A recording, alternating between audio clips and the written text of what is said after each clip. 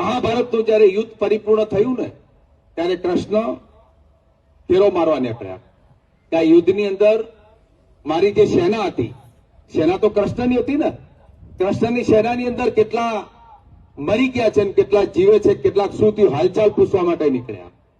અને હાલચાલ પૂછવા માટે જયારે નીકળ્યા ત્યારે આખો મેદાન ચક્કાજામ જે લાશોથી પડ્યું હતું ત્યારે કૃષ્ણએ ઓટો માર્યો અને જોયું ભાઈ કે આમાં બધા કોઈ જીવતા નહીં, પણ ઓટો મારીને વળતા ત્રણે પંજીપી ડોહો ટાહકા કરતો હતો, એટલે કૃષ્ણએ કીધું કે ભાઈ તમે કોણ? કે ભાઈ હું તમારી રાહ જોઈ રહ્યો છું. કે કેમ? કે હું તમારી રાહ એટલા માટે જોઈ રહ્યો છું કે આ તમે સેનાની ખબર લેવા આવો અને ખબર લેવા પછી તમે મારા અંતરાત્મા તો પૂછો.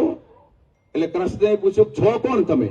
કે તમે મને વરદાન આપો, કે મને આશીર્વાદ આપો, કે એવા આશીર્વાદ આપો જેથી મારા તમારા આશીર્વાદ સફળ થાય.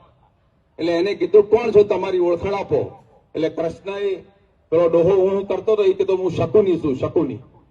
એટલે શકુની નો પડ્યું કે તું કેમ હજી સુધી જીવે છે? કે હું તમારી રાહ જોઈ રહ્યો હતો કે તમે વહેલા મોડા હોય સેનાની ખબર લેવા આવશો તો કે મને વરદાન આલો.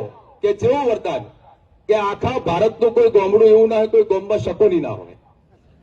આ શકુની આપણે દાડા દીધા છો હો. એટલે આપણે ફરી શકુનીનો સંગ કરવાનો નહીં. આપણે જે થોડા થોડા મતે જે હાર્યા છે ને એ શકુનીના કારણે હાર્યા.